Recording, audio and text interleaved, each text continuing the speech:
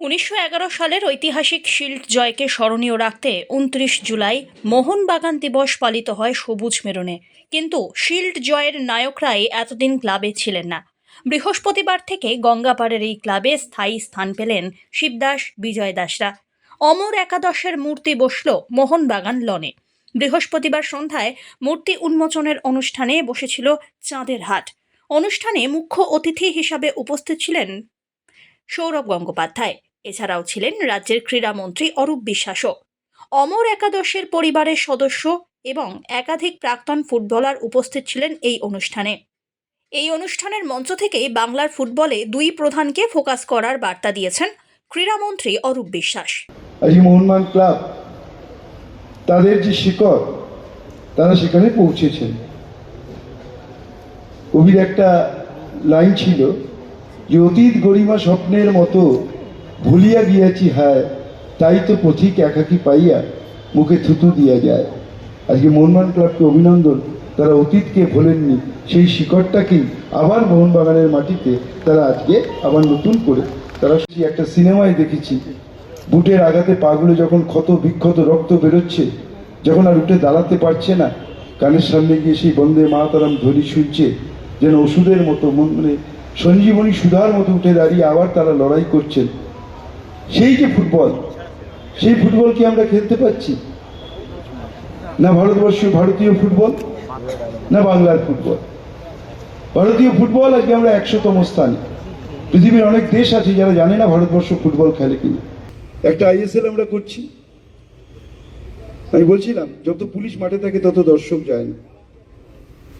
আমি বলছিলাম যে একটু আগে সুব্রত ভট্টাচার্য, গৌতম সরকারদের, আমি যখন ছোট ছিলাম মোহনবাগানে কে খেলবে রাত্রে শুয়ে শুয়ে ঘুমিয়ে ঘুমিয়ে স্বপ্ন দেখে টিম তৈরি করতাম। আজকে তো প্লেয়ারদের নামই উচ্চারণ করতে পারি না। তো ফুটবলটা হবে কোথা থেকে? ফুটবলের যে আবেগ, যে ভালোবাসা, ইস্টবেঙ্গল, মোহনবাগান, এই যে আবেগ, আগে মোহনবাগান হারলে খেতাম না, ঘুমোতাম না, এ একটা যে কি আবেগ ছিল, আজকের প্রজন্মের কাছে সেই আবেগটা নেই। তার কারণ ফুটবলটাই আমাদের কাছে হারিয়ে গেছে। এবং তার থেকে বড় জিনিস, সব থেকে জঘন্য হচ্ছে রেফারি। কলকাতা মাঠে যে টিমের সঙ্গেই দেখা হয় তারা গিয়ে একটাই কমপ্লেন করেন, রেফারি, আর যেটা আমাদের কিছু করার থাকে না। আবার কালকেও দেখলাম এমন একটা ফুটবল যে একটা খেলায় 7টা রেড কার্ড, 7টা হলুদ কার্ড। এ কোন দেশের ফুটবল, কোন দেশের রেফারি? কি করে ভারতীয় ফুটবল এগোবে আমি জানি না। আমি শুধু একটাই আবেদন করবো, এখানে মোহনবাগানের কর্মকর্তারা রয়েছে, আওয়াজ হয়তো ইস্টবেঙ্গলেও পৌঁছবে, আরেকটু পরে হয়তো মোহামেডানেও পৌঁছবে। ছাড়ুন আইএসএল, ও দিয়ে আমাদের ফুটবলের উন্নতি হবে না। আবার আসুন আমাদের ময়দানে, যেখানে আমরা চিৎকার করব, আমরা সমর্থন করব, আমরা গালাগালি করব, আমরা হাসবো, আমরা কাঁদবো। সেই ময়দানের ফুটবলকে ফিরিয়ে আনুন, তাহলেই মনে হয় অমর একাদশকে আমাদের শ্রদ্ধা জানানো হবে। এদিন ফুটবলের জায়গাতেই থাকবে বলে নিজের অভিব্যক্তি প্রকাশ করলেন সৌরভ গঙ্গোপাধ্যায়।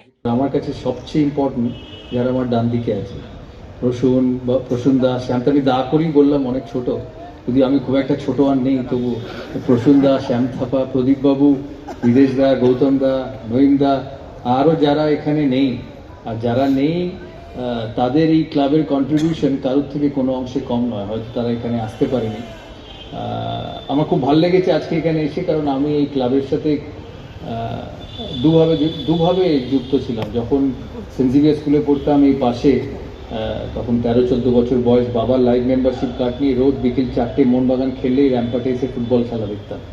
অ্যাকচুয়ালি দেখতাম, এখানে এসছি বলে বলছি না, অ্যাকচুয়ালি স্কুল থেকে বেরিয়ে ফুটবল খেলা দেখে বাড়ি যেতাম। বিদেশ কোথায় খেলতো, মানস কোথায় খেলতো, প্রসূনদা কোথায় খেলতো, বাবলুদার ডান দিকে কে খেলতো, বাঁ দিকে কে খেলতো, গোলকিপার কে ছিল, আমি এখনও বলে দিতে পারবো।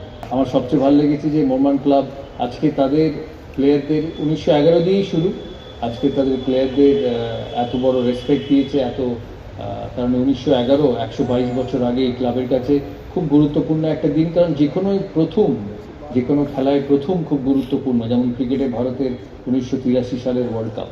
কারণ এই প্রথম শুরুই আমাদের মতো যারা ছোট ছিলাম তখন, বা প্রসূনদা, বাবলুদা, এনাদের খেলা দেখে যারা ছোট ছোট ফুটবল প্লেয়ার আস্তে আস্তে বড় হয়েছে, তারা এই দেখেই ভাবে যে ওরা পারলে আমরাও পারতে পারি। একই সঙ্গে প্রাক্তন ফুটবলারদের আরও বেশি করে খেলার সঙ্গে যুক্ত করার জন্য মোহনবাগান ক্লাবের কাছে আবেদনও করেন সৌরভ। অনুষ্ঠানে উপস্থিত ছিলেন বাংলার ফুটবলের অন্যতম রত্ন সুব্রত ভট্টাচার্য। এছাড়াও অনুষ্ঠানে উপস্থিত ছিলেন লোপামুদ্রা মিত্র, ঋতুপর্ণা সেনগুপ্তরাও। তাই মনমোহনের যেভাবে মনমোহন সাফল্য পেয়েছিল, যাদের দিয়ে সাফল্য পেয়েছিল শিবদাস ভদ্রী, বিজয়া দাস ভদ্রীদের মধ্য দিয়ে, সেগুলো আমাদের আজীবন মনে থাকবে। আজকে মনমোহন ক্লাব সেই সাফল্যকে নিয়ে আমরা আজকে এখনো নানান ধরনের অনুষ্ঠান করতে পারি। আমরা মনমোহনকে মানুষের চোখের সামনে, মানুষের সামনে আমরা নিয়ে আসতে পারি নানান উদাহরণের মধ্যে দিয়ে। আমি খুবই গর্বিত এবং আজকে আমার এই আশাটা আমার মনে হয় আমার অনেক বড় প্রাপ্তি। Thank you Debashis da to invite me over here. কারণ আমি মনে করি যে ফুটবল হচ্ছে বাঙালির শিরা উপশিরায়। ফুটবল হচ্ছে যেরকম বাঙালির গর্ব, সেরকম বাঙালির উন্মাদনা।